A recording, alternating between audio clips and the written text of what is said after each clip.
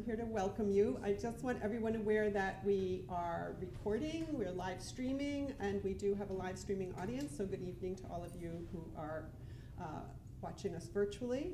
And we want to welcome you. I'm Amy Yeshu, Director of Maine Climate Action Now, which is a coalition of grassroots progressive organizations here in Maine. And we started talking with Maine Youth for Climate Justice about offshore wind about a year and a half, 2 years ago. And Elise Hartel, who's a co-director of Maine Youth for Climate Justice, and Ezra Sassman, who was working as their advocacy coordinator at the time and is now working with MCAN, Maine Climate Action Now, for advocacy, brought up, can we change the way that we do business when we're talking offshore wind? Could we maybe not trust the same for-profit corporate model that brought us to the brink that we're at in a climate crisis to bring renewables to us? Could we ask the question, what if it was community owned or there was community profit sharing? Is there another way to do this? Can we have systemic transformation? And kind of immediately we heard a lot of no, too big, costs too much, financial risk, blah, blah, blah. And being amazing thinkers, youth all said, no, let's try to talk about this. A little while, about a year ago, we went to the New England for Offshore Wind in-person conference in Boston, where we met Bridget Moynihan, and we met Andrew Ahern, both who are here tonight and who have been pivotal in this. And we raised our hand during some of the vision of what we hoped for offshore wind. And several of us said we hope for some kind of community ownership. And immediately we all look around the room and we identified each other. Bridget has since come and been our offshore wind research fellow for Maine Climate Action Now and has been instrumental in doing the background research on the topic and using her great connections to invite all the members of tonight's panel for us and to organize this event. And we are incredibly thankful.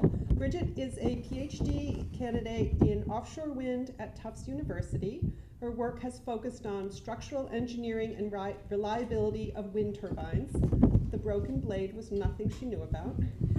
The need for and impact of land-based port infrastructure for offshore wind, important to Maine, and policy and coalition building aspects of publicly owned energy, the work she's done with us and is ongoing with us as we look forward. Andrew is also at that meeting, and Andrew tonight will be the moderator of this panel, and we're really pleased that he's able to come to us. He's the Youth Climate and Organizing Program Manager for the 128 Collective, which is a family foundation that seeks to own and democratize climate-related assets like energy, agriculture, and other industries. Small brief for 128 Collective. He previously worked in offshore wind energy, including campaigning for the responsible development of it in the Northeast, and that's when we met him. So we're very pleased to have you all here in person and virtually joining us for this panel of models in community equity ownership, it's such a mouthful, in offshore wind. And I'll let Andrew come and introduce our topic and our panelists. Thank you. Yes, excuse me. Thank you, Amy. Hi, everyone.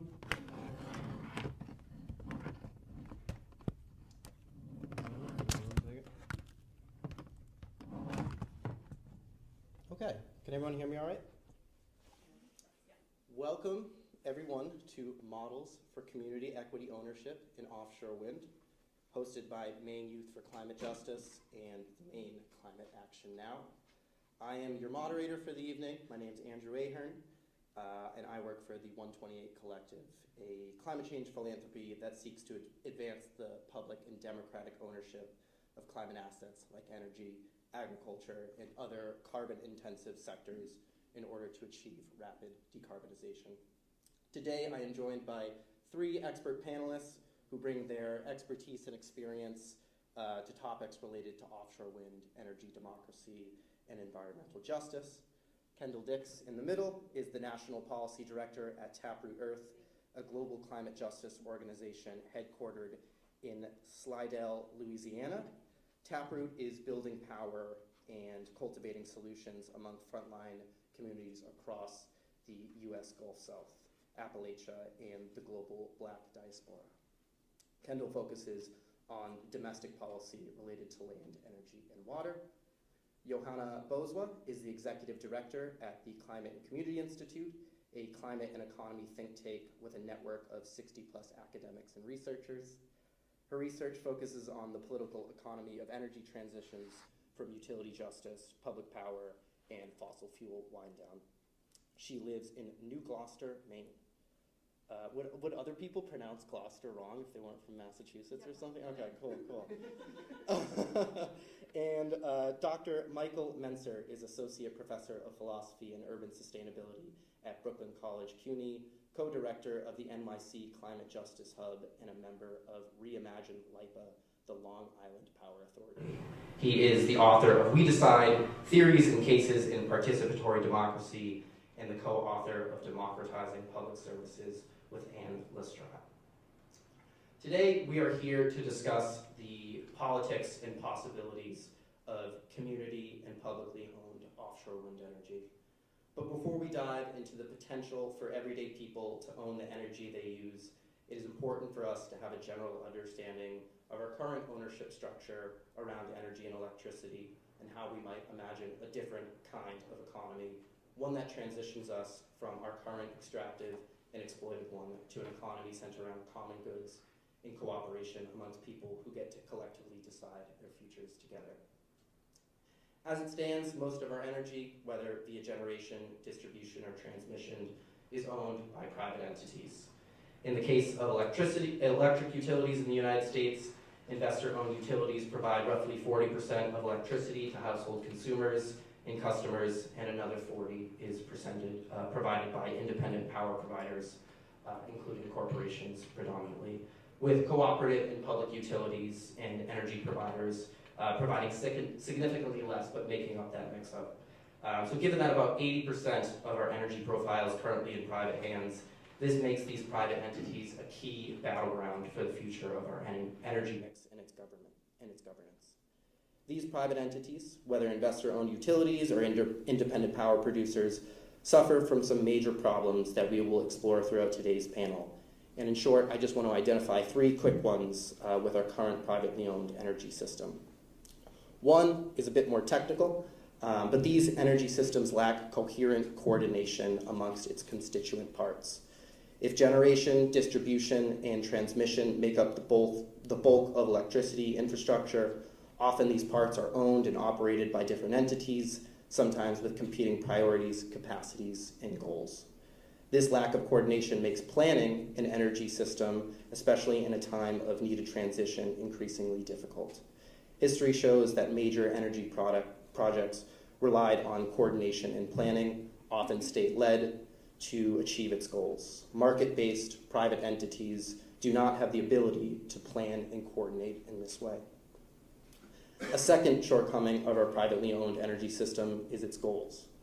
Like all privately owned entities, their bottom line is to generate profits and growth. Without doing so, they remain uncompetitive in a system predicated on who can make the most money.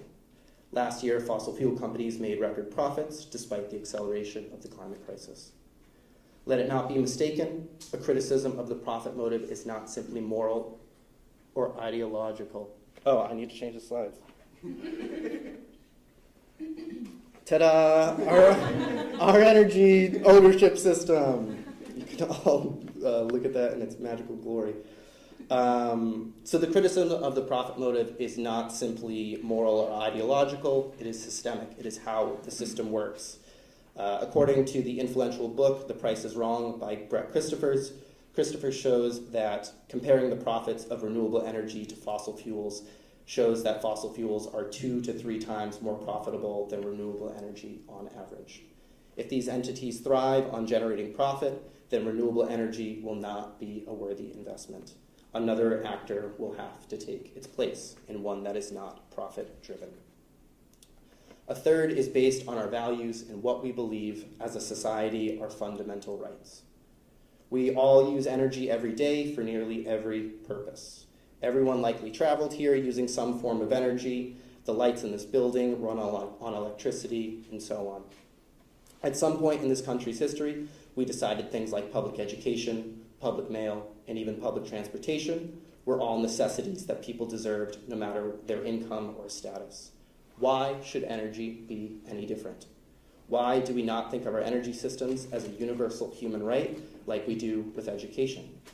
If we believe people deserve dignified and enjoyable lives, the bedrock of that relies on reliable access to energy. Private corporations have no mandate to do so. And again, if we look at history, where this country and others decided certain forms of infrastructure should be universal and accessible to everyone, the public sector stepped in to deliver. Given the nature and scale of the climate and ecological crisis, the state will have to take another step like it did during the New Deal era or other post-World War II mobilizations. So, given this mix of problems and potential, it raises a major question for us in a time of social, economic, and environmental change. What do we want our future to be? As it stands, we are not close to halting the climate crisis and achieving a climate-safe world for us and for future generations. People consistently report dissatisfaction with their jobs, but see no alternative towards making a living while doing something important and impactful.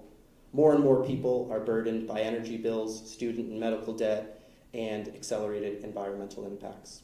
We are in a time where people are increasingly skeptical and fed up with business as usual, one where our economy is set up to exploit land and labor, prioritize growth and profits over all else, and alienate, isolate, and make us compete against one another. We are in a time of transition, whether we know it or not. So given this confluence of factors and dissatisfaction, what is the alternative? Here, thinking in the frame of a just transition is useful. The concept of a just transition, according to the Climate Justice Alliance, originated first by labor unions and environmental justice groups rooted in low-income communities of color who saw the need to phase out the industries that were harming workers, community health, and the planet, and at the same time provide just pathways for workers to transition to other jobs. It was rooted in workers defining a transition away from polluting industries in alliance with fence line and frontline communities.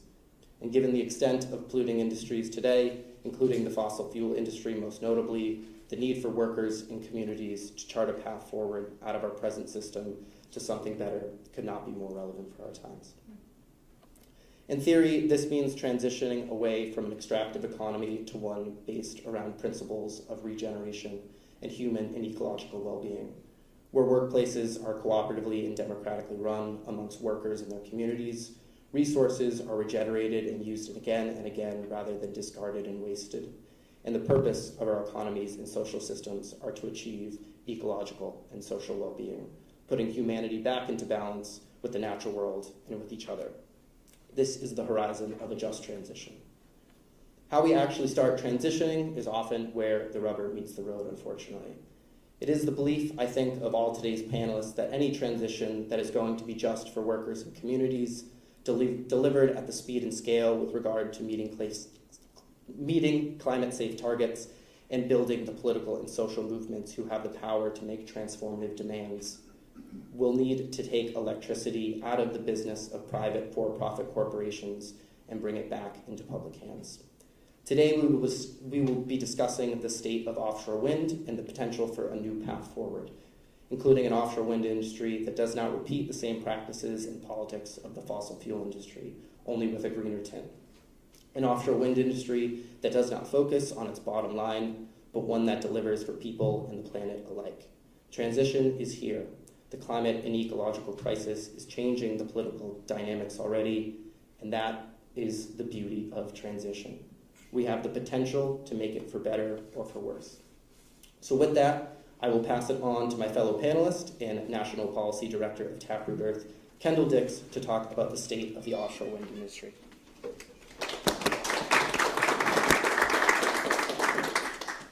Thank you, Andrew, and thanks to everyone who put this together and for inviting me. Certainly when I was talking to my fellow panelists, I was wondering why the hell was I invited to this. I'm on a panel with two people who are incredibly intelligent, one of which lives in Maine. And as I was sort of thinking about this before I got on the stage, I think I'm really here to talk about the people side of this, because I work for an organization called Taproot Earth that is a global organization, but as Andrew said in the introduction, is based in Slidell, Louisiana. And so we were formed after, we used to be called Gulf Coast Center for Law and Policy, which was an organization that was created in the aftermath of Katrina that really kind of focused on disaster recovery, why some people were allowed to recover, why some people weren't. And as the organization continued to grow, especially after the BP drilling disaster, we started to ask ourselves, well, what caused Hurricane Katrina? Why was it so bad? Why, especially after BP, what is this industry that everyone thinks benefits them oftentimes so much, or that they can't imagine transitioning away from? And so the stakes are quite high, I think, for folks in Louisiana. And I promise I'll talk about Maine and I'll talk about offshore wind. But I think it's really important, as Andrew was saying, to understand the system that we have now. And it's again a for-profit system. With absolutely no say from the frontline communities that we're accountable to. And so when I first started my environmental career, which to be honest really wasn't all that long ago, I was in South Louisiana working as a fisheries organizer. And that eventually shifted into me working to stop the petrochemical build out in the place that we call Cancer Alley. And so this is predominantly black communities along the Mississippi River, sited mostly near former plantations where some of their ancestors were kept in bondage. And now this is a place, because of the water, because of the river, because of the deep water ports, that energy production and refinement and export has been heavily concentrated. And the people there are quite poor, and not just in directly around the plants, but the state sort of overall, there's really poor health outcomes. And so people have been thinking a lot about the energy transition. And when you're in the climate world, sort of the way that I am, you start to think a lot about turbines and things like that. And you're not often thinking about the people who are directly impacted. And so I think it's important for me, as I'm thinking about energy policy and things like that, to think about a community that I'm accountable to. And so I still think oftentimes of Cancer Alley, Louisiana, as that place for me. And as Andrew said, if the transition does not benefit frontline communities in places like this, then there is no justice. And that's the whole reason that I got into this work in the first place. And again, we're a global organization thinking about a global problem like climate change, but all of this energy production is localized. It all goes in someplace. There's usually a planning commission involved, depending on where it is. If it's in federal waters, you're going through a federal agency. But as you all have seen here in the Northeast, if you don't have a local population that is sort of on board with this, they're going to run into real problems, and we've seen that up and down. I think sort of like the Northeast, with people not wanting sometimes to have offshore wind, or that being a really vulnerable point for getting it built. And I'll be honest, in Louisiana and the places that I'm accountable to, I hear all sorts of questions all the time, like, is this just going to be another industry that comes in and takes and takes and takes and doesn't leave anything behind? What's going to happen to the turbines? What's going to happen? Is there paint, a toxic paint in there? Is there, other sort of chemicals involved? And all of these questions, I think, sometimes are taken for granted by the people that are promoting offshore wind, because we want to get this stuff built, because climate change is also an existential threat that we're trying to address.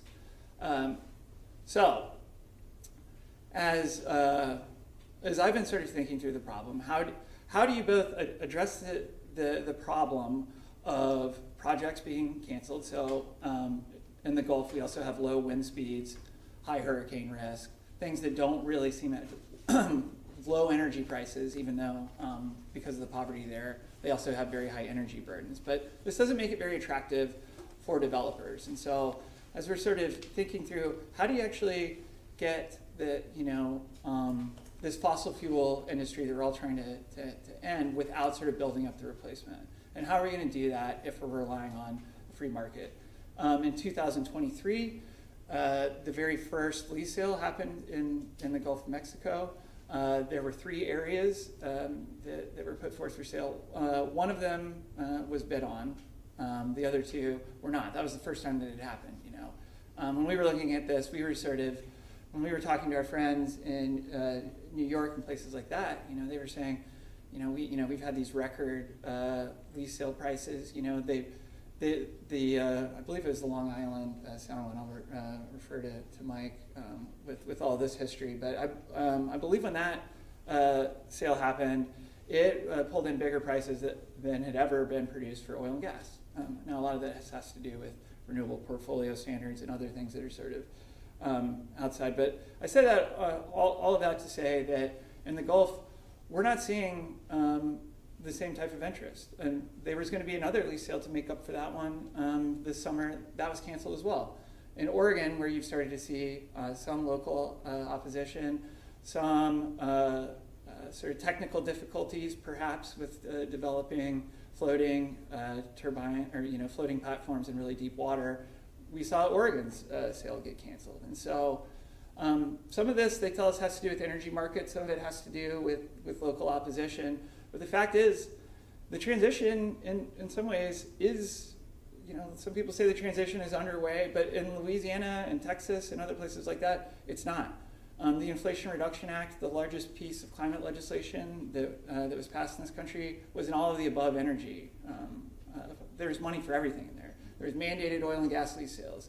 There's money for hydrogen fuels that are mostly derived from natural gas that are going to go with carbon capture pipelines. And so you're talking about an unprecedented build out of fossil fuel infrastructure.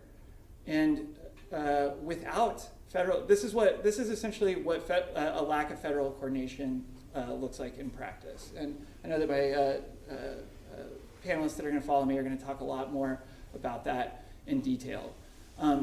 But this is the entire context of the energy system. The way that we're thinking about it at a climate justice organization is that we have to take on the whole energy system, but we have to think about it locally, and we have to think about it locally in a way that is coordinated, that brings people along, that benefits the very people that are going to be impacted by it. And that's sort of how we, have settled on the, or at least, are exploring the idea of public development is a way to address all of those issues, to overcome market forces, to think about climate equity and environmental justice in terms of who's going to benefit from it, and also in terms of at least approaching something that more resembles a coordinated approach that is going to make sure that fossil fuels are being wound down at the exact same time that new energy systems are being built up. And like I said, there's some people in here who have thought about this and written about it much more eloquently than I ever could. So I'm going to turn it back over to them for that. Thanks.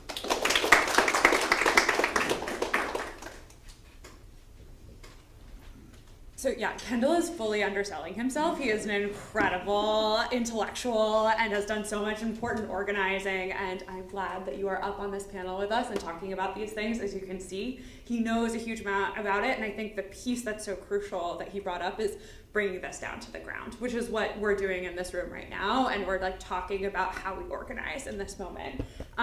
Huge thank you for the folks who have put this panel together. I feel very grateful that this conversation is happening in my own home state right now, and I'm also really grateful to Bridget, who is also a senior fellow at the Climate Community Institute this summer, where she was working on some of the research that we've been doing with Taproot. So yes, this is just an incredible group of panelists that are here. So I think that Kendall's actually set me up relatively well for what I'm going to talk about, which is like, okay, yes, public power, how do we actually operationalize it? What does it mean in practice for us to be doing this type of work? And let's see if I can, yes, okay. I'm going to talk about basically when we're looking at the offshore wind system, there are a few different problems, structural problems that we're running into in this moment, right? And Kendall has really identified a few of these for us in coming up, but we have this combination of supply chain issues that are happening right now.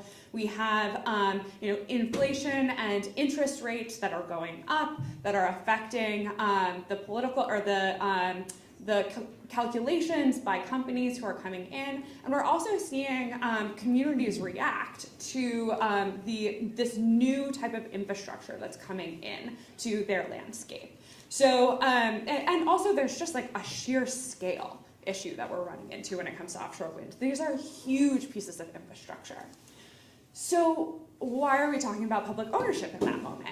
I think it's because it can actually help to answer some of those questions for us. It can help to resolve some of the problems that are there. And I put 3 reasons up here that start to answer them. 1 is change at scale, 2 is democratic systems, and 3 is community wealth. So when I'm talking about change at scale, I think what public ownership can do is it can think about coordination, that piece that Kendall was talking about. It's not just about one company's one offshore wind project and how they are going to make money off of it. It is about, as a government entity or a public entity, thinking about how these points intersect, right? They are also in charge of, making an economy livable, making sure that people have jobs in the state, that that our ecologies are sound and that we're resilient to storms that are coming into Maine. So they are just thinking at a scale that is actually more amenable for taking on these big coordination problems like offshore wind. And as a nonprofit in particular, they don't have to be motivated to the same extent by a profit being made. And that's a really important piece when it comes to offshore wind. As we just said, there have been these cancellations that have been happening because the profit isn't there. It's not as high as to make it enticing to companies, as Kendall mentioned. So, there are situations in which eliminating profit motive actually opens up the realm of possibility for us. Second is democratic systems. So by having a stake in these assets, it allows for more opportunities for participation in decision making, especially when the ownership is rooted in the locality itself, right? And I'll be the first to say, some of our democratic systems, they aren't working perfectly, but I think the difference here is that we have a foot in the door. When we're talking about a corporation, we don't even have that toe, right? And so by being able to have an entity, even if it is flawed in its makeup, it is an option to organize in a way that we don't have when we're talking about a company, other than what we can do between the building a carrot, creating a stick, right? That's all we can do when it comes to corporations. When it comes to a public entity, we just have more levers. And then the third is community wealth. One thing that has been identified and that people are reacting to is this big pieces of infrastructure that are coming into their communities. They're trying to understand what is in it for them. And actually, this is an opportunity to build wealth in Maine and in other states and other places, and say, actually, you are going to get something from this, potentially. And that can manifest in a lot of different ways. It doesn't just have to be money in your pocket. It can also be restoration of an ecological space. It can be thinking about how that's being reinvested and helping to achieve climate goals. Those are all things that are building community wealth. And we can think in a more, again, expansive way when we're talking about public ownership. So, and last there on community wealth, I think when we're talking about public ownership, again, because they are thinking in that kind of multi-solving way, they also are going to say, okay, well, how do we think about jobs? How do we think about the types of jobs that are being created, instead of, again, creating the carrots and the sticks to get the company to give high value and high wage jobs? We can actually integrate that into the mission of a public institution. So, to take Nancy Pelosi's words, is this just the green dream or whatever? I would say no. My dear colleague Thomas Hanna often says, public ownership is as American as apple pie. We, in fact, have a lot of publicly owned assets, but we just don't see them as that because they are kind of like integral to how we operate. And in truth, there has been a very big campaign for us to forget what is public and what those public services can give us. That has been this like neoliberal economic hegemony. But I'm going to give you a couple of different stories or examples of places where public ownership is operating right now and show the kind of like scales that this can operate within. So North Dakota.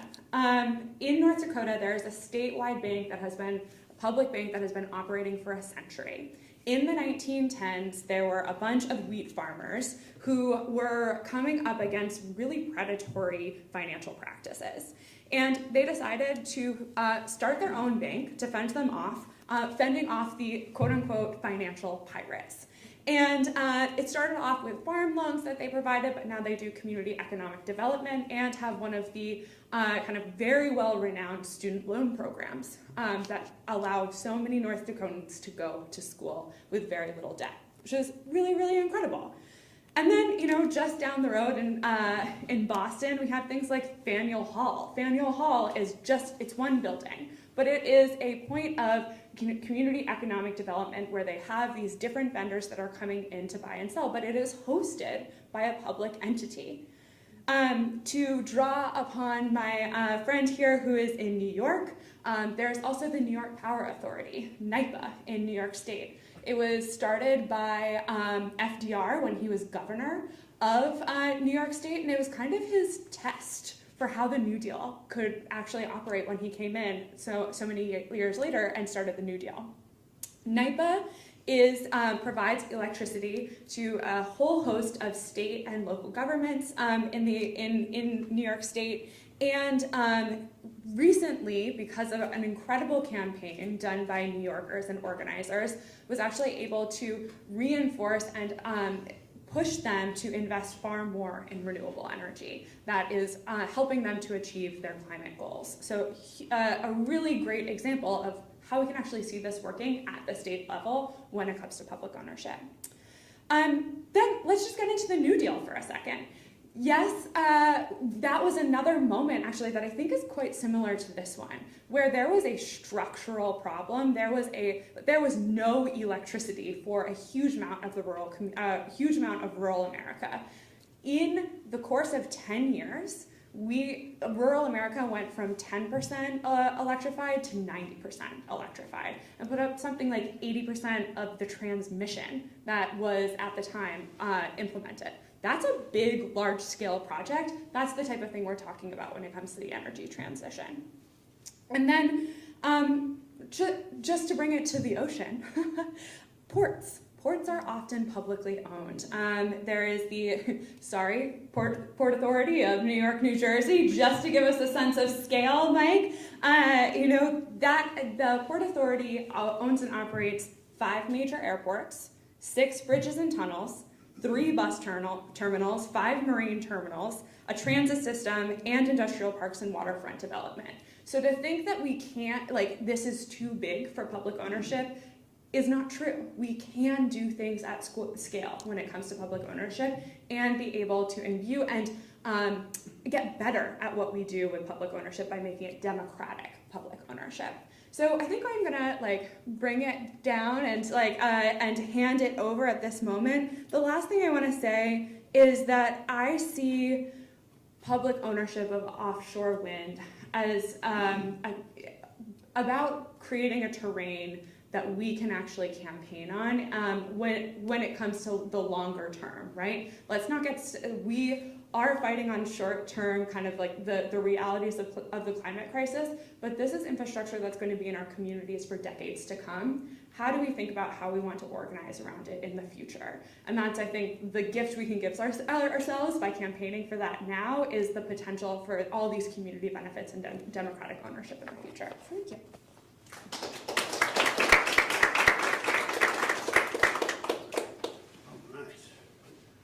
Well, excellent. Really happy to follow you on this. First, thanks to Amy and Maine Climate Action for hosting this conversation.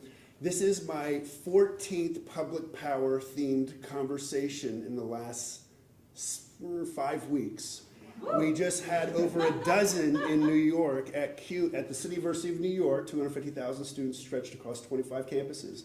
And we had over a dozen that we did across the CUNY system, because the CUNY system, as a classic example of a public good, but one that's underinvested in, is really looking to the New York Power Authority to upgrade its facilities, but also to deliver the generation, the offshore wind, into renewable energy generation in this moment, to not only convert the system into a renewable one that reduces the emissions that were described as harming folks across the world, but really especially, frontline communities, but also to redo the infrastructure of the cities and towns and ports and transportation systems that we need to redo, right? It's all on the table right now.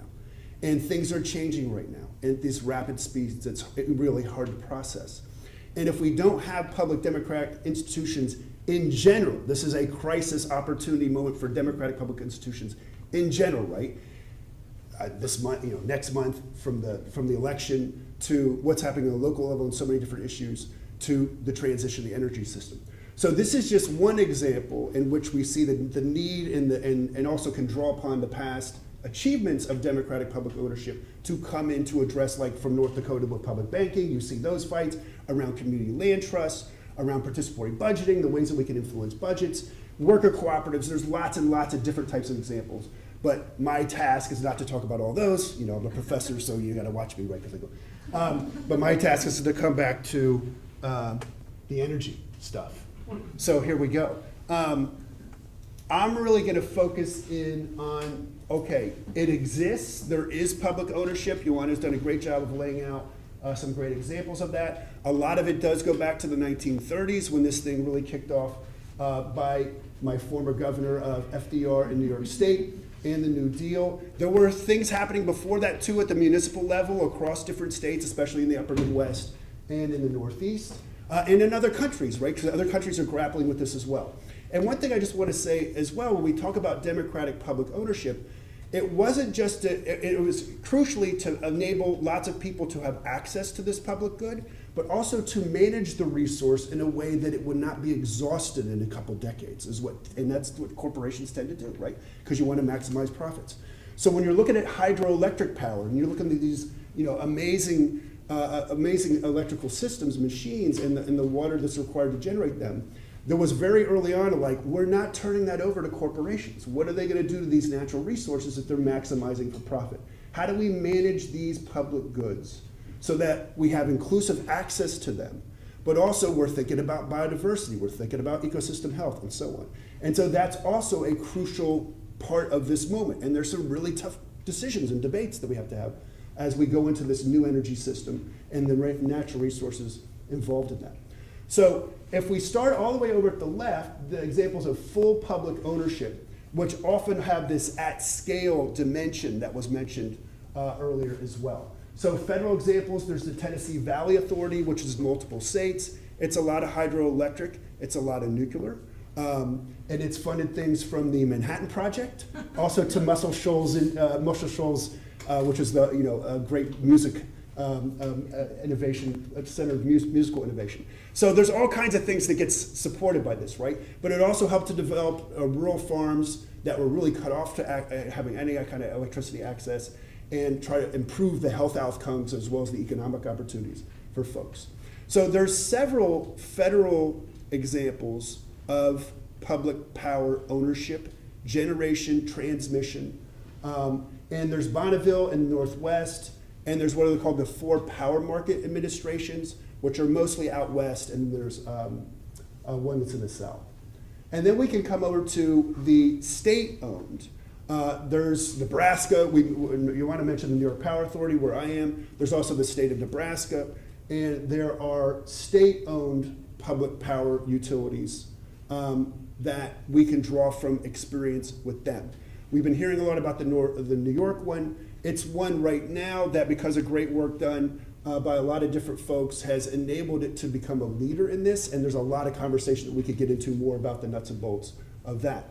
There's also city and county-owned public power generation, transmission, and sometimes distribution. Probably, what do we have? Oh, we have the Long Island Power Authority where I am, which is a whole discussion. But a different example that I'll give is Los Angeles. So Los Angeles, they have the LA Department of Water and Power. So the same utility actually manages the water system as well as the electric system. And that makes a lot of sense right now, given climate change and the kind of pressures that are on water and electric systems. If you have them cooperating, there's a lot of things you can do to improve resilience as well as sustainability and affordability. There's Chattanooga, there's Sacramento, there's San Antonio, and there's lots of different examples that we can draw from that are public ownership at the city and county level. Now, and some of these, again, have been tasked with development of new generation of renewables. LA has done it. Long Island Power Authority was originally supposed to do the wind, under Pataki. That didn't happen. Now we're struggling to get the wind going because, again, we haven't had this public power law until recently to help NYPA take the lead. But another dimension at which this can happen is where there's partial ownership by a utility or some state or federal actor combined with local ownership. Here, the examples tend to be outside of the United States. The closest, I guess, would be Toronto, where there is a wind turbine, which is half owned by the water utility and half owned as a cooperative, where individuals are able to have small shares and then a vote on how the system is run. There's also a lot of cooperative ownership and mixed ownership hydro models in Denmark. I think your governor and their contingent was there. Hopefully they were learning about the cooperatives and not just the machines, right? But, well, it's this history. There's this great paper by the Lawrence Berkeley Lab on why are there no wind co-ops in the United States? It was written in 2001. Do you know what this is? This is in the bibliography. I know. I'm like, because California had developed a lot of the wind technology several decades ago, and then they learned, the Danes came to California, learned about the wind, and they started to do these cooperatives. So we've kind of missed out on this. Now, interestingly, there's two new wind cooperatives, but they're very tiny. One is Martha's Vineyard, and the other is Block Island. So that's been a situation where a utility has worked with a local community to help them create a co-op. There's tens of thousands of co-ops in the United States. There's a lot of knowledge on how to do that. So that there is literal community ownership. And again, sometimes it can be partnered with another entity, like a utility, to have half, so you get a little bit more capital infusion to be able to develop your resource, to enable you to have more access to capital. So then, on the full private ownership, and of course, because this is the United States, we have a million examples of this. We love private ownership. We like renewable PPPs, the public-private partnerships. But what happens here is that we see a lot of community benefits agreement. So communities are not offered as a partial ownership stake. So I work with UPROSE in New York City, which is an environmental justice organization that's a real leader in this space, part of the Climate Justice Alliance. And they have there's a community agreement, a community benefits agreement that Equinor has done with them that funds a workforce development program, that's having more community input around the redevelopment of the pier that's adjacent to them. So it's some meaningful stuff. There's definitely meaningful, and they fought for that, and they through some helps of some elected officials stepping up, they got a real CBA. There's a lot of really bad examples of community benefits agreement. However, in the wind space, there have been a lot of very interesting examples where up front the community negotiates with the help of elected officials and some branch of the government to get funding for programs that are meaningful to communities. Again, workforce development. Could be a renewable energy project that the community wants. Bus electrification, truck electrification. Decarbonize a particular set of buildings, demand response. Could be something completely different in terms of upgrades to parks, green space, resilience. So there's a lot of room to move over here. But I think, and again, I'm gonna wind it down now, but I think the challenge here is that how do you get a community benefits agreement that gives you something that you really need and can help your community, but also helps to build power so that you can go to the next level and not just have the crumbs for something, right? But actually to build the kind of capacity you need to really get the transition moving at the speed we wanted to, and towards justice. Thank you.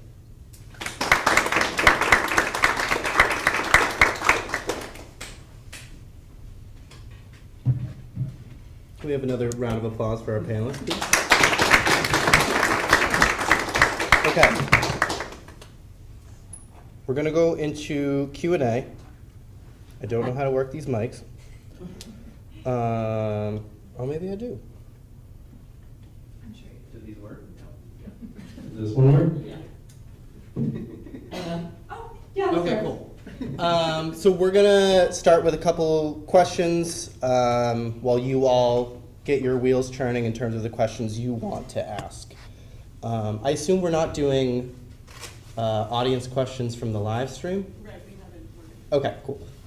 All right, maybe this is an obvious question. We are in Maine. There was a recent effort to create a public utility. So this whole panel kind of begs the question of Pine Tree Power failed.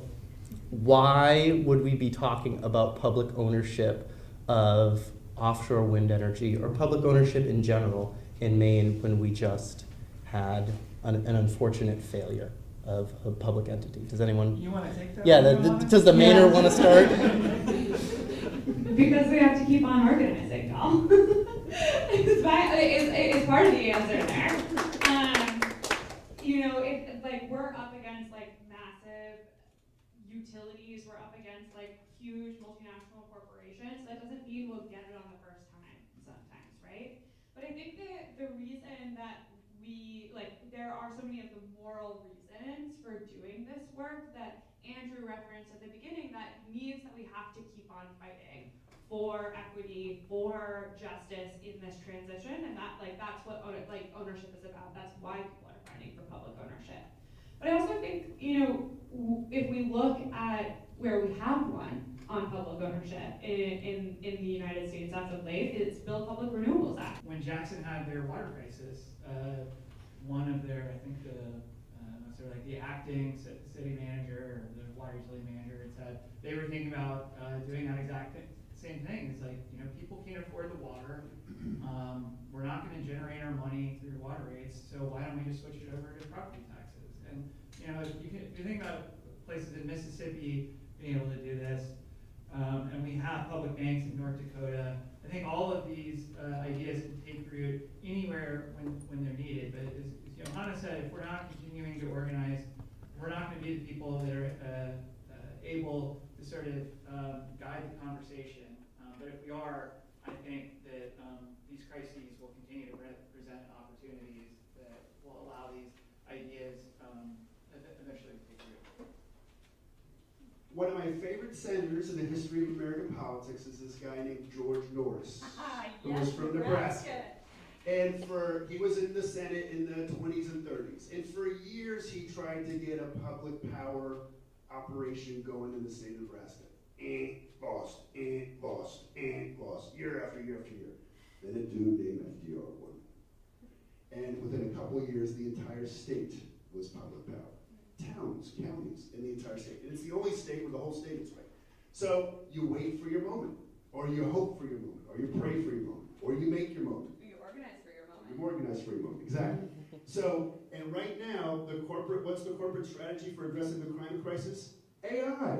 We hear this all over. I mean, as power use, energy use goes up, right? Because data centers, blah, blah, blah. But AI is going to fix the climate crisis, Kendall. I've read this many times now. What? That's just such a non-starter, hallucinatory, I'm not going to get into AI. But there's no plan. Goes back to Andrew's remarks, right? There's no plan. There's pursuing profits.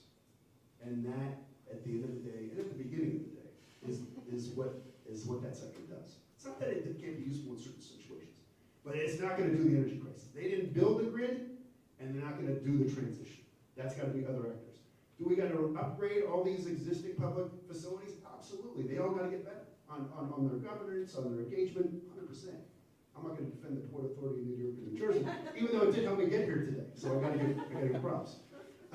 But yeah, does it need an upgrade? Absolutely. And so the democratization, and we can talk more about that, or there'll be other conversations about the democratization. What does that look like, right? When you're trying to build out these things, what does the board look like? What does So all to come. That's a really good transition to the next question that I wanted to ask. So at the 128 Collective, we're very deliberate about saying we want democratic and public ownership of things related to climate change. Those two things are not the same. We have plenty of public institutions in this country, but they're not very democratic in many ways. Some of them more or less so. So the question I want to pose to you three is, how do we make public ownership democratic? Not just sort of technocratic, not sort of top-down, the experts know what's best and the people will follow. I feel like you or Kendall are, yeah. Sure, I'm happy to start. No, so this is one of my area of research for many decades. So this is something that I've learned a lot about from lots of different examples, lots of different cases across the globe, and learned about from failures as well as successes. I think when we think about this with respect to the energy sector, there's a general point which I just said, right, and that is democratic governance. When you think about how a utility is run or an energy developer is run, it goes to the board, and the board has that power. And it goes to the process of engagement, by which communities are able to participate in the decision-making process. Now, boards, NYPA, for example, New York Power Authority, it has a board, but it's controlled by the governor, right? So some boards are controlled, and you got to really stick sometimes to understand, well, there's a board, but who actually controls the board? So we have to know that. And of course, the BPRA wanted to change the structure of the board, but that part didn't pass the New York State Legislature, so it still is under the power of the government.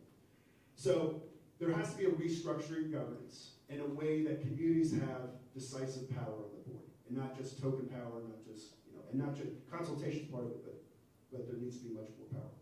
The other thing is that there needs to be long-term engagement processes so that communities have access to expertise and also then can be fully equipped to help make decisions. This is very technical stuff.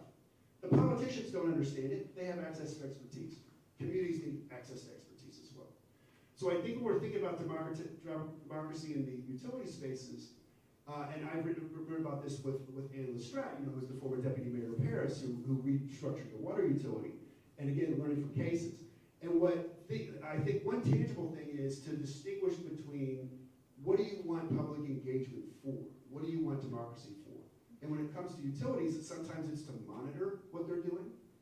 Sometimes it's to do research about what we need and what's really feasible. There's a lot of BS that happens in terms of research because the state public utility commissions only ask for research on certain things and not on other things. And we can't get the research about what would it mean to integrate wind or renewables and so on. But then the third thing is that there are some communities that have much more advanced thoughts about this, and they have actual proposals they want to make. So when we talk about democracy, we got to make sure that it's tangible and focused on a goal, and not just general town hall meetings where random people say random things at random times, and then we all are confused at the end. If it goes well, we're all mad at the end if it doesn't go well, and then that's it. And that's when you need an ecosystem of actors, right? You need universities, you need local government, you need private sector that have expertise on storage or on, wind turbine columns. Where's Bridget? Right? So you need that. But so we got to think about democracy and who needs to be in those conversations given a particular goal, and what expertise do you need, and how do people have a chance to learn. So that's my first thoughts on that. Yeah, I think all that's really well said, and I completely agree. And I also think that democracy is sometimes inherently messy and frustrating, and I think that even sometimes, I think about sort of structural changes. I think a lot of times us, we on the left, I consider myself part of the left, are looking at problems and seeing ourselves sort of being out of power and just thinking, well, if we just kind of change the structure around or whatever, then that'll mean that we have power. And maybe that's true. I thought, I used to be a fisheries organizer, so I used to go to some of these stakeholder meetings, these fisheries management council meetings, where they have set aside stakeholder seats. So you have seats set aside for recreational fishermen, commercial fishermen, scientists, public officials, and everyone is sort of having sort of like an equal say. And I think that was a really sort of interesting example. And then you also heard from the fishermen a lot of times saying, well, these people don't actually represent me. They might be appointed as my representative, but they're not actually accountable to me. And I think that could happen sort of like with any system. So I do think that there are ways that we can create better, more equitable things, and I think setting aside specific sort of stakeholder seats is one of the first things that I always propose too. And I also think that we have to do, and this is always like annoying when someone says this, we have to do multiple things at the same time, which is thinking about how power is distributed in this country, which I think is largely around sort of, so who has the most money and sort of who has the most influence, and that breaks down really neatly along racial and other pipelines here in this country. But we have to be thinking about how do we redistribute sort of power, sort of in general, so that no matter what the new structure is that we create, it's not able to be co-opted by sort of a new sort of power class that's going to sort of take over or be susceptible to, I mean, for people that don't have a lot of money, you can perhaps be bought off really cheaply too. And I think that we can always assume the best in people, and we have to do that. But I don't know. I guess that's just a really long way of saying that I think it's going to be really messy and difficult no matter what system we come up with. But it's better than the alternative. It's better than the alternative. Okay, I think that a lot has been said here, so I won't add a huge amount more. I want to shout out to George Norris from Nebraska. He's actually really incredible. The other thing he did, in addition to creating public power, is he made Nebraska the only unicameral state. So they abolished the Senate in Nebraska, if you can believe that. Which I think kind of it talks about like that structural change that we need, that changes balances of power, as folks were saying here. Just one additional thing that is like, we've talked a lot about the structural, we've talked about why we need it to be democratic. I also think there's a piece of like, who are the people who are running this on a daily basis? Like, who is, the person who is like deciding, how these things are going to be built? A lot of that is like how folks are trained up, right? Like, how are we imbuing, and I know Mike thinks a lot about this, like, how are we training people, what do they see as their job? Because often what we've found as public institutions have become less democratic. It also has had to do with the fact that like a lot of the people that are in it have been taught to think in a very specific way, and that way has been to lower costs as much as possible, instead of trying to think, how do we hold all these things at the same time of, human well-being, ecology, all these different components. So I think it's also a like training and a building of a muscle that we have to do as public institutions and communities. Thank you all. The Nordic. So we're gonna have a couple audience questions. You're gonna ask them. I'm gonna repeat them in the mic so that the live stream can hear it, and then we'll pass it to the panelists. So anyone want to raise their hand to start us off? Yeah, so I think one question in light of Pine Tree Power, which I think as many folks know I was very supportive of,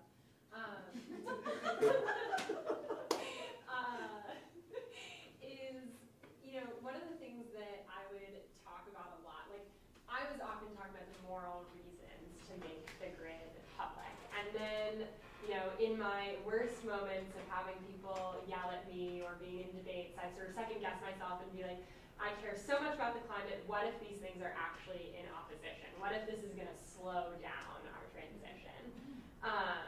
And that was a big argument that people were using against Pine Tree Power.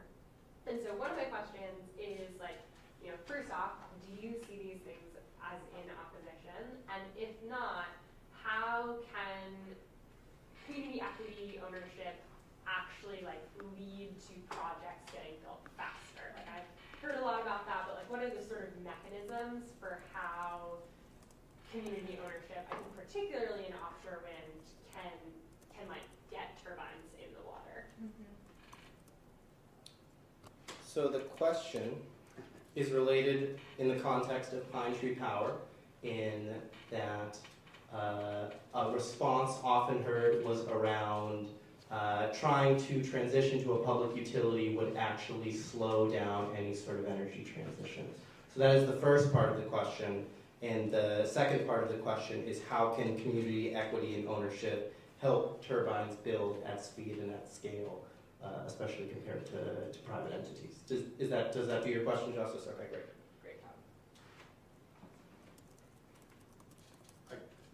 Kendall, you get to start this time. Okay.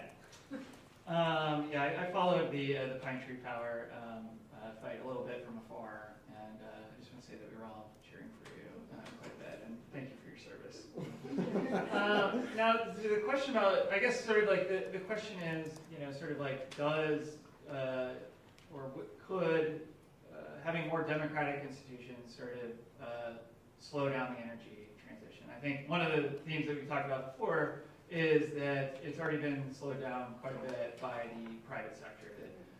This is a particular, we could talk about public entities sort of in general, but specifically in the offshore wind case, we're talking about such large-scale capital projects, that take such a long time to get built.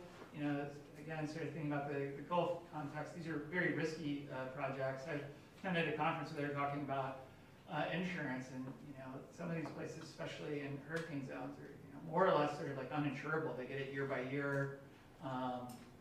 It's only going to get more expensive sort of over time, and that's after the projects get built. And so I think the answer is could it get any slower? I don't even know. It's nightmare to think about. I think in terms of the question about community ownership, how it can help, I think in some cases, I'm going to defer to some of the folks here that live in the Northeast, but at least my knowing just a little bit, just enough to be sort of dangerous, is that when you were looking at some of these projects in the Northeast, you were facing sort of significant opposition, and you start to talk about cutting people in on the ownership, or we're going to get you some high-speed internet here, we're going to get you all these other things, and it sort of starts to dissipate a little bit. Whether or not that I haven't, I'm happy to be corrected about that point. The other thing that I guess I'll mention very quickly is that you're hearing a lot of these same arguments brought up to try to bolster the case for permitting reform, right? Which is this idea, so we've already had one permitting reform bill, and by reform they mean gutting environmental laws. So like the idea is we've got all these well-intended things from the 70s, like the National Environmental Policy Act that introduced democracy into the planning process. But it's just too damn slow, We got to get these carbon capture and hydrogen projects built alongside, solar and wind, and all these pesky communities keep getting in the way. So we just need to get rid of all the laws that mandate public input. Now, some of the interesting stuff I think that is that when people started looking under the hood a little bit about what was slowing down these projects, they didn't find that it was the laws at all. What we found is that our public agencies are woefully understaffed, and they just didn't have the staff to do a lot of the permitting review. So a lot of this sort of like idea that public entities don't work is, a sort of right-wing playbook, is that we will starve our public institutions of money, then point at them and say, these don't work, so we need to get rid of them and turn them over to the private sector. So I think, it's just, the other way that we need to think about this is that a public institution is only as good as the money that we invest in it, and is only as good as the time and the people that we put into it. And so I think, as we said before, it's not like that the 30s seemed like a much easier time to, during the Great Depression and the Dust Bowl and fascism and, not having any of the technology that we have today. Why are we able to build all these projects? And a lot of it has to do with public will and full public support of the institutions. There's no reason to think that we couldn't do even better today if we really just committed to it. I'll go for it. All right, well, largely because I'm just going to say +1 to Kendall. When it comes to that question particularly, I'm always like, private companies, please show me the receipts of what you have done on decarbonization, because it's pretty bad. So I think it's like pushing back on this, because this is the reaction we so often get, because we have been trained to believe that that's the only way. So I think it is kind of pushing them and saying like, well, putting the clamps on them in the same way and asking them, well, why do you think this is going to be faster if we use corporate ownership? And the other piece is this like opportunity to allow people to have a piece of the pie. This was very much explicit in some of the early Danish offshore wind modeling, and please correct me if I'm wrong, where they basically, there was a federal entity that was building a bunch of this offshore wind, but in order to build goodwill for these projects, they cut the community in on the deal. And so then it meant that there was a local benefit to that community and made it a lot easier. And the other piece that I think is really interesting here is that they also thought a lot about design. They actually brought in landscape architects to think about how they were going to build these public assets. And I actually think there's like a really important lesson there of like, it is both about going fast, but going fast also means making beautiful things. That can actually like build goodwill and build, like when a community can see that their like community is better, like they're going to want that. And I think that the Danes figured out that kind of formula in some ways for how to get this type of infrastructure done. So just 3 quick points. One is, I learned so much from the Pine Tree Power effort campaign. And not only did I was in favor of it, right? But I door knocked with Bridget, and the first door we knocked on, they were against it. And they were citing Long Island, and I'm like, I'm from Long Island. The guy's not even listening. But so that was democracy in action. So yes, democracy is often painful. But anyway, but just want to say, the second thing is that, as an academic, I'll say, there's a whole journal devoted to your question. It's called Energy Research and Social Science. And Ben Sovacool, who's publishes, he's one of these academics, publishes like 50 articles before, Thanksgiving. And so it's extensive, and some of it's actually super interesting. Some of it's, what is this? But some of it's super interesting. And it kind of goes to what Johanna's saying. You're going to get opposition. And now we have a misinformation problem, right? Like there's large mammals being killed by windmills that aren't even built yet. And, for example. So you really got to figure out how to take that on and not hope they don't notice you, right? Because hoping they don't notice and you just kind of squeeze it in is going to backfire. It can backfire in myriad ways. So public institutions, that's what they're designed to do, right, in terms of their mission. Now, how do you actually redesign them to make sure they're actually doing it? And I think the siting thing is the huge issue now, right, because there's just such delays in the siting. And then you throw on, as was mentioned by Andrew, on the coordination problem, right? Then you have, we have all this renewable energy infrastructure that can't get interconnected to the grid. Like it's literally already built. We haven't upgraded the grid. Who's going to pay for that, right? Well, you need somebody to step in here and say, well, we have certain goals, we have certain demands, and we got to address them, and this is how we're going to proceed. But that requires listening to these stakeholders, these different communities, and so on. And you have the small-scale examples of Block Island and Martha's Vineyard, which are very small. But they are interesting. And then you have Denmark, and the same thing. And again, we're going to have a bibliography, I think, made available so that people can go and look for, if you really want to wonk it out in the Journal of Energy Research and Social Science, you'll have that opportunity. Any other audience questions? So I'm curious, I think Andrew, you and Johanna both have brought up this idea of it being an investment that makes money.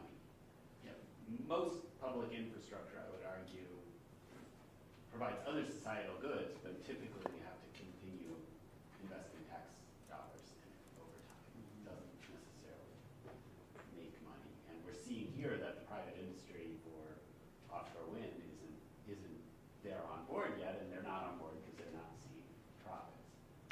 So why would we think that it would be profitable for community to invest?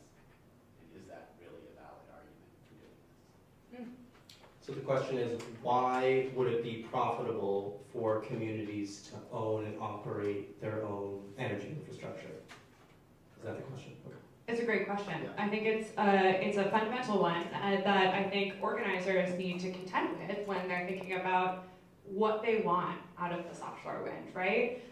Because there are different ways of doing this. One is to maximize profit for the community and then you get that money. The other way you can do it is say that we're going to maximize overall benefit, and that might mean that you are not getting as much like money in the pocket, but maybe you're meeting your climate goals faster. Maybe you've mitigated harm to a fishery, like those types of things. So it is a conversation about like what your goal is as community organizers and what your community wants to, is ready to get behind and fight for.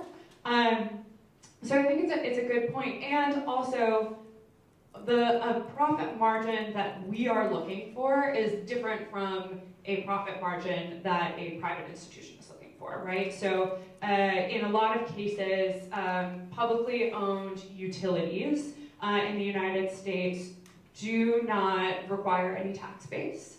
They are built and they reinvest their own profits in their infrastructure, and often they actually are sending money to the general fund of the city. So we do have examples of like money being made and then that serving to help subsidize a teacher's salary, for instance. But it is a question of what the focus is and what you're trying to accomplish. Yeah, and I think it's it's probably the question that we sort of talked about a lot, sort of like before we sort of like came into the panel too, which is sort of like one, when we're talking about public ownership too, are we talking about the developer itself? Are we talking about the turbines? There's a lot of different sort of like pieces you can own, all of which may have a different sort of like level of profitability. Now, as I said, I'm thinking about the people of South Louisiana that don't want to be poisoned anymore. So that's sort of like, priority kind of like number one, not just the people of Louisiana, you can find this sort of like all over. And also, I'm looking at stuff like the Alaska Permanent Fund and saying like, oh, well, wouldn't it be nice if this energy production did generate money that could then be, redistributed? The Alaska Permanent Fund, for those who don't know, is, they took out basically all the oil money that started coming out of the ground in Alaska in the 70s, I think, something like that, looked at it as a natural resource and said, why don't we have this sort of like be a fund that goes out and owns other pieces of the economy, like the stock market, and then we'll return that money every year to the people. So every person in the state of Alaska gets a check. It varies year by year based upon the returns on their investments, but it's like thousands of dollars, right? Oftentimes $30,000, something like that.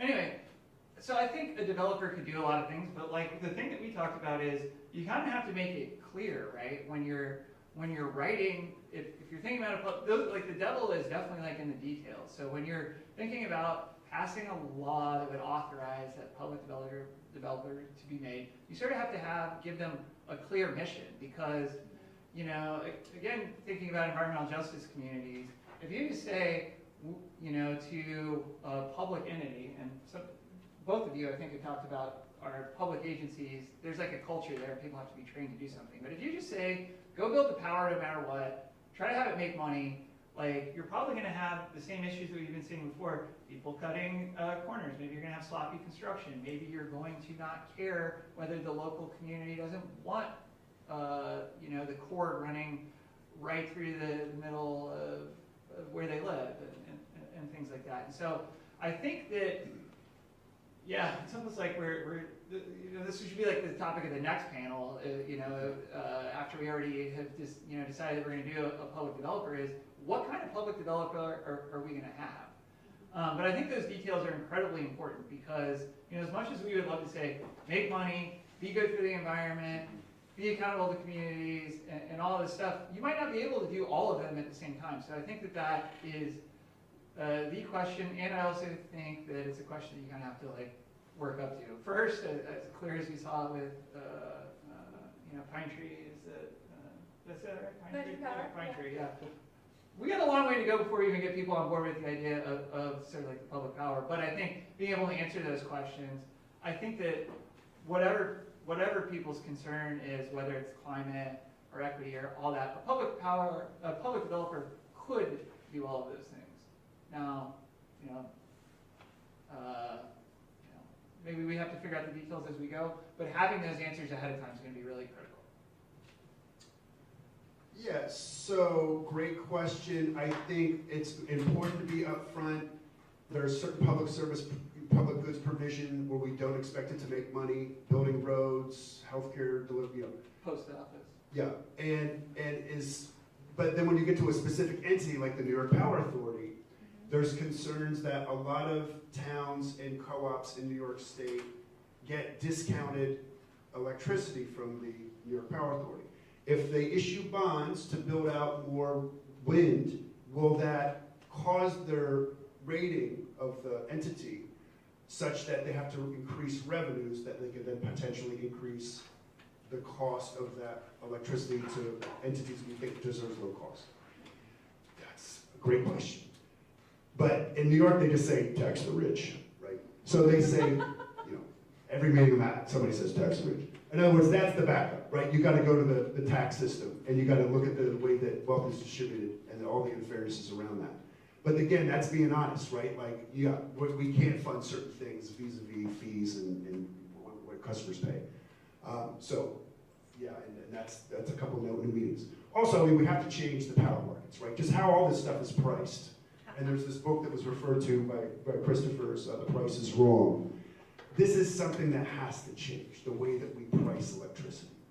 So, and given the way that the system has to change, hopefully that changes sooner rather than later. Because right now, trying to make money in this current system just favors the fossil fuel producers over the renewables. We're at 7:22. What time are we going into? 7:45. 7:45. Okay. All right. Take a sip of water. So, hello everyone, and thank you all for such a wonderful panel. So I work for an organization called the Center for Public Enterprise, and among the things that we do, we have a sort of unique mission, which is we spend a lot of our time talking to staff and workers at public institutions.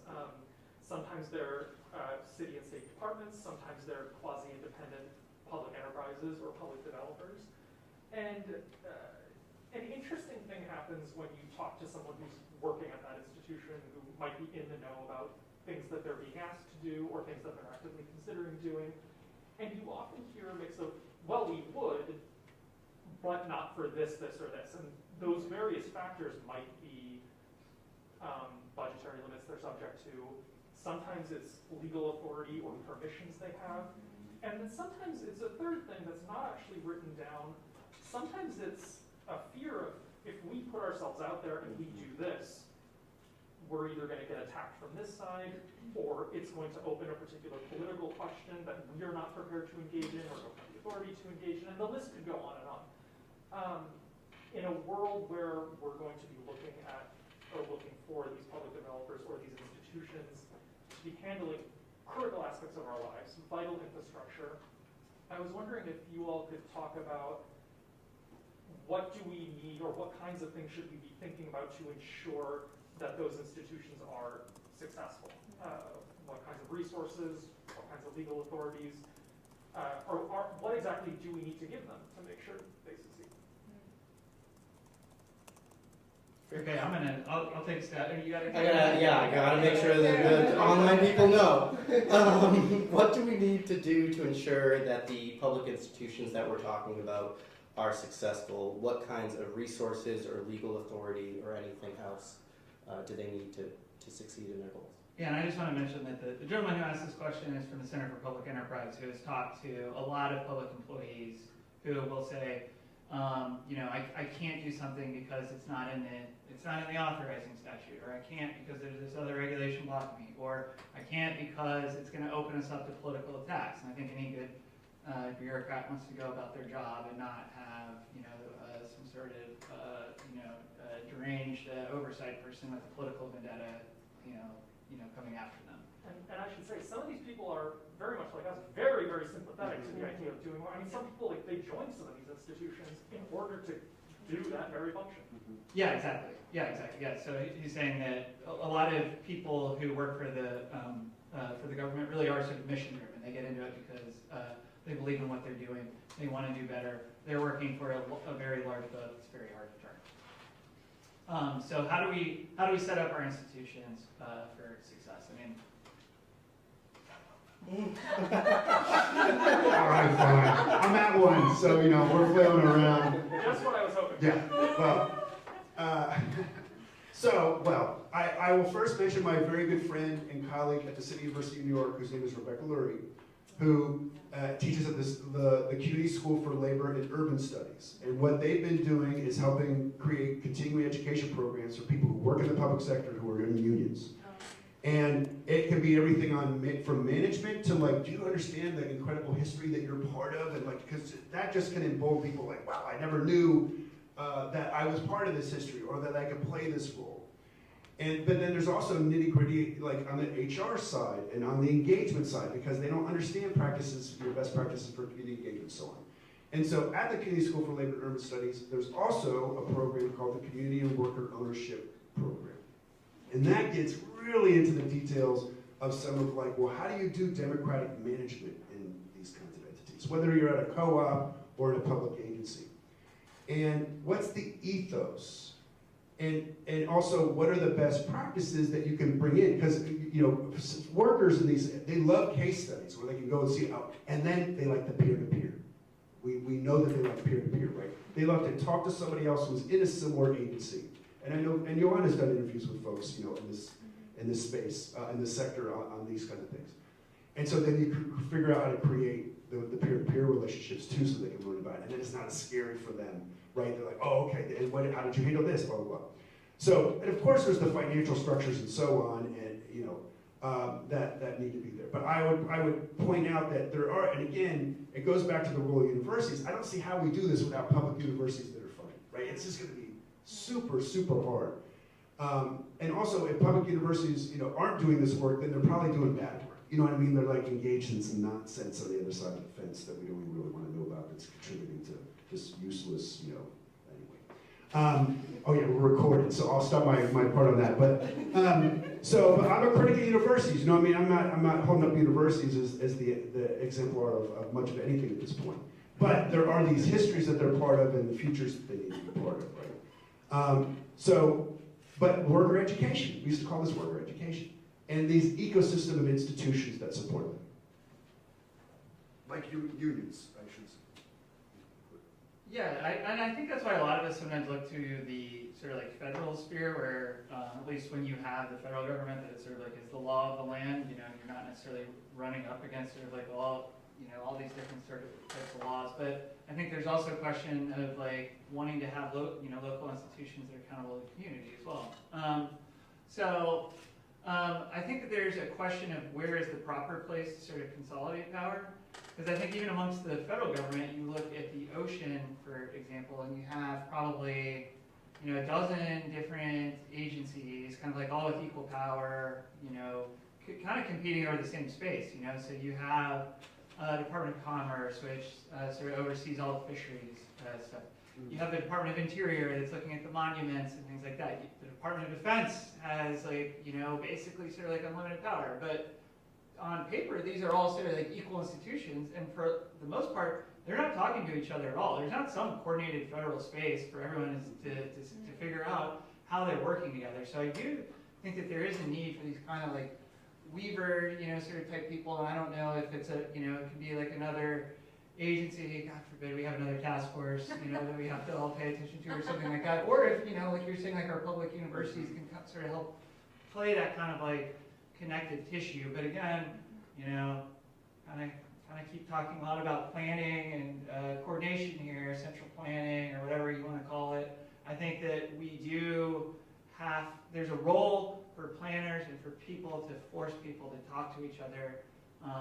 Because if people don't know that there's all, a lot of times I feel like you're saying, these public employees don't feel empowered at all to try to advocate for themselves and their institution or for things to have to change at Congress because they don't feel like it's their place. So we need somebody to be doing that, to be organizing and coordinating all of this. Wow. Of course, you all have covered so much great ground. One of my additions is that we need 1,000 more Shirag cheerleaders. Shirag is the name of the person who asked that question, to be very clear. But as my colleagues were speaking here, I was just thinking about like these like an ecosystem approach, let's say, to like answering this question. And like there's one circle that's like, how do we build more solidarity between workers themselves, that like, okay, we're in this together, we're going to like try to move this forward in order, and you know, unions are a really great way of having that infrastructure, but also just creating more interconnected workplace environments. A second kind of part of the concentric circle, I feel like, or the ecosystem, is the 1,000 Shrugs. And like actually having external support of saying like, we've got your back, we're helping you, we're gonna push you, this is really great. Like keep on doing what you're doing, and like, and then the third piece is maybe like a little spicy, but I think it's also making the public institutions more fearful of letting us down than like the people on the other side, right? Like there's a power piece here of like who they see as holding power and who they have to be wary of. And it's not currently community groups really, right? It's like often corporations or someone who's coming after them. And I think that's like a piece of the like our role as advocates that we have to be doing. And we have to understand our spot in that concentric circle, in that ecosystem. I just want to say that I just said that somebody needed to be doing that work, and I see that there is somebody else. We just need more support, but we let 1,000 Shrugs for sure. So, appreciate that you're doing that work. Thank you for your service. I appreciate that. Yeah, did you expect an answer to your question to be more work for you? No, I didn't. Bridget. Thanks. I was just thinking about offshore wind. It's coming to Maine. Could you guys all speak to sort of like what you see as shorter, medium-term steps that we can take in the interim to benefit people around offshore wind and build towards the kind of more lofty goals of a larger scale public developer? Great. Okay. Question is, what are the short and medium interim steps that we can take towards building these larger scale, more ambitious projects related to in Maine related to public energy? Well, I think one of the things that's happening right now, right here, which is just a lot of the socializing that has to be done around this question of public ownership, so that if you win some form of equity stakes or some component, a CPA, you're stepping into a point of power and saying this is where we started and this is where we're building toward. So I think there is like a really important organizing and public education piece that actually you kind of have some groundwork from the Pine Tree Power. Like public ownership is kind of in people's minds now. It's been lodged, and actually Climate Community Institute did some polling and found that a lot of Mainers are actually, when they were asked the question, do you think that there are going to be more campaigns like this one for public ownership of the grid? We saw that the majority of respondents said yes. So I think that's interesting because it shows that people are seeing that they're like continue to be failures, and even if we lost this time, there's a point of entry now. So I think that's one piece, is like the socializing. I think it's also figuring out what is possible now for Maine that's going to provide some type of material benefit to people, so that you can start to create, as we often call it, that like positive feedback, policy feedback loop of saying like, yes, we got this small thing. Isn't that so awesome? Isn't that so incredible? Like claim our win, say we want more, and then get the next thing. And you know, if that's equity stakes, if that's going into efficiency Maine, so that like you can actually brand the heat pump that is maybe now in someone's house and say, like, our offshore wind project gave that to you.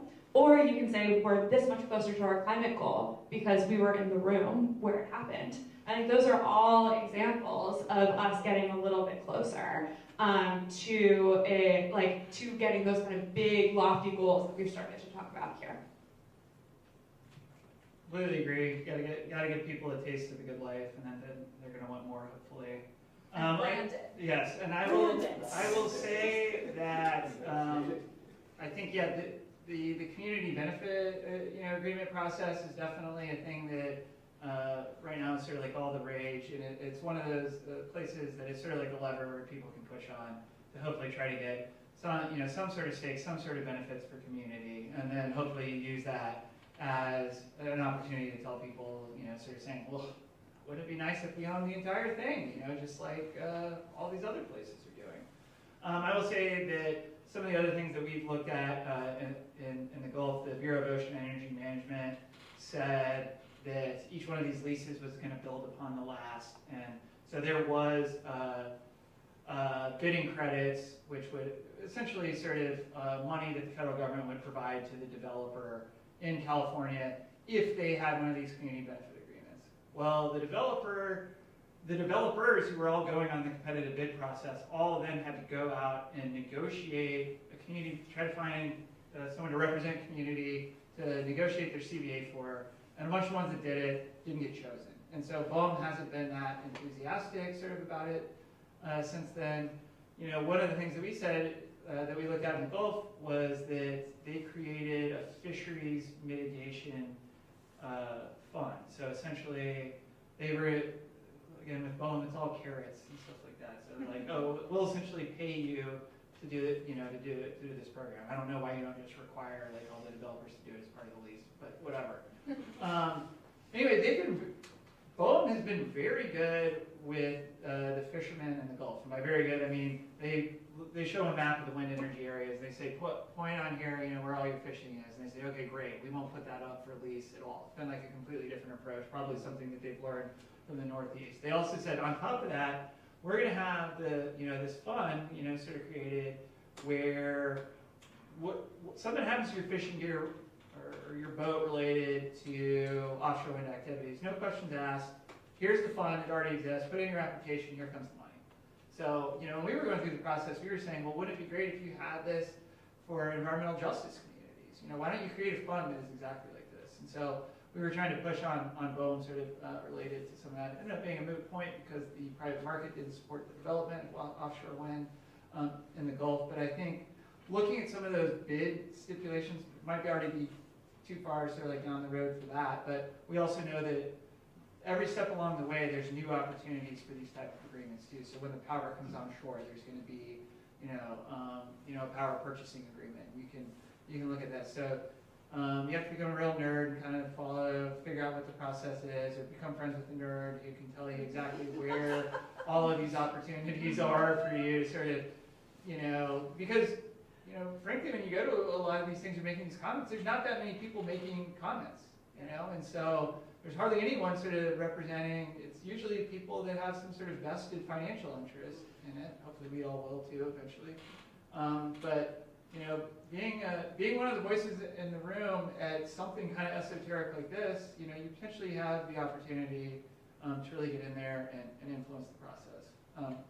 The last thing I'll say is that when we're looking at these community benefit agreement processes, I have no idea if anyone has any agreed definition on what community means, whether that means it's a municipality, someone that works for a nonprofit, a tribe, who knows? There's a lot of people that are just out there appointing themselves sort of spokespeople for the community, and so I think that there's a lot of opportunity to have these discussions in Maine about who actually sort of represents community and what does that even mean. And so if these developers are kind of negotiating with somebody who doesn't actually represent it, you could have the opportunity to make a hell of a lot of noise and say these people don't speak for me. I think on the specific question of what are the options for ownership of the developer, you can look at, you would have to map the current entities on the public side that have leverage in the game and have the ability to issue bonds or have financial assets, right? So you have the Maine Port Authority. And you have the Public Service Commission, and then you have various municipalities and counties and all these other jurisdictions.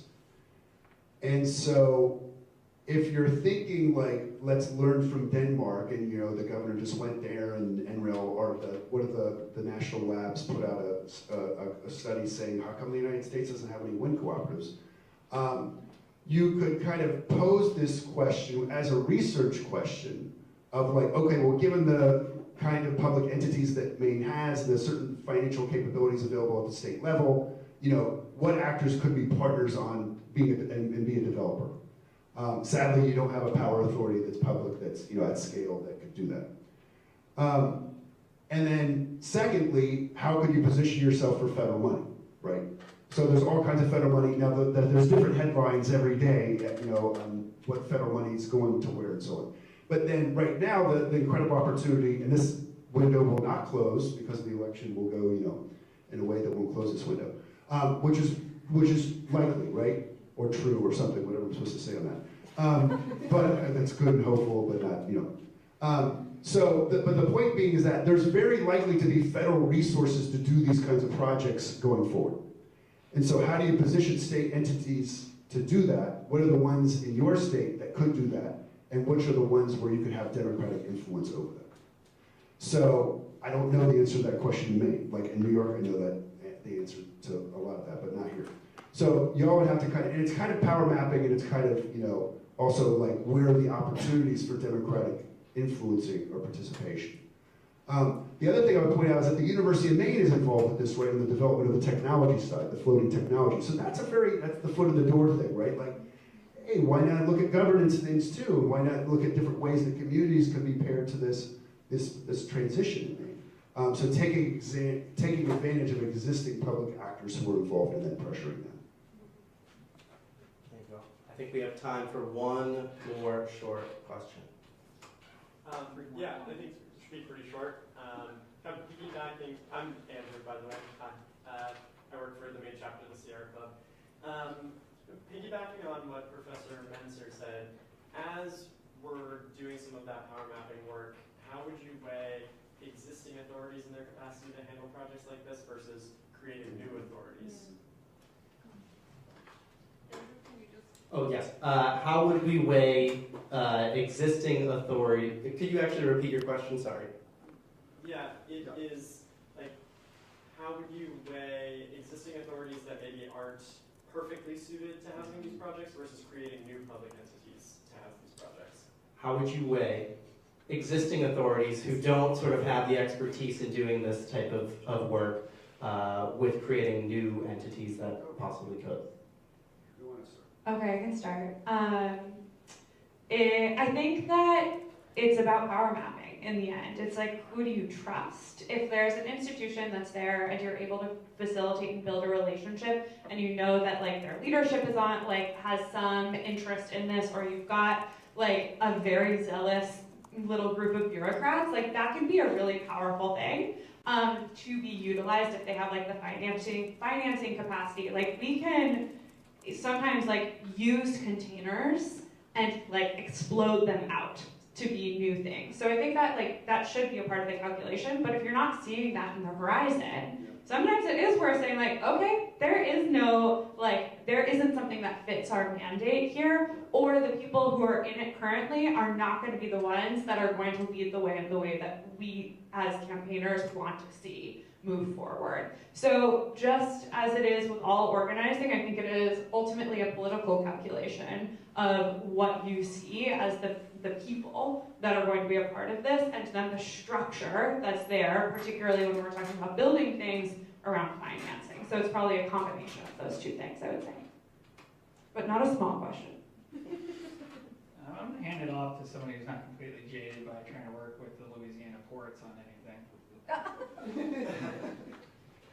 I think that the creation of a new authority should be on your research table. Like, yes, for sure. And looking at the jurisdictions of existing authorities, the powers that they have, and could a new authority actually fill an existing gap? That should be on, for sure, be on the table of something that you look at. And then you got to bring it back to the power map question, because you don't want to create a new authority they have no control over. Also, I'll just say public-public partnerships, a very useful thing, thinking about if you create an entity but it doesn't have all of the capacities yet, who can it partner with of an entity that already exists to say like, oh, you know, we actually do have this financing authority that could be a really important partner to get this off the ground. It doesn't always have to be the one entity going at it alone. We can think again across, because there is so much opportunity as a government entity to think across these different agencies. Oh, And our you got us favorite, going. and our favorite new authority is Pine Tree Power. Just so you know. 'Cause that would make it a lot easier. It would make it a lot Make it easier. if we had a utility. Good? I think we're good. Okay. Can we give a round of applause to our panelists? I think it's been reiterated that this is the beginning of a conversation, and the more we can socialize these ideas and bring them into people's heads, that is our short-term project, and what I think we accomplished, at least to some degree tonight. Amy, do you want to say any closing words, or? Thank you all. Thank you very much for moderating. Thank you, Kendall, for coming and starting this conversation in Maine. Can we- To be continued. Can we thank Amy and Bridget as well? Yay! And Elise, excuse me, I'm going to Elise. Thank you all so much.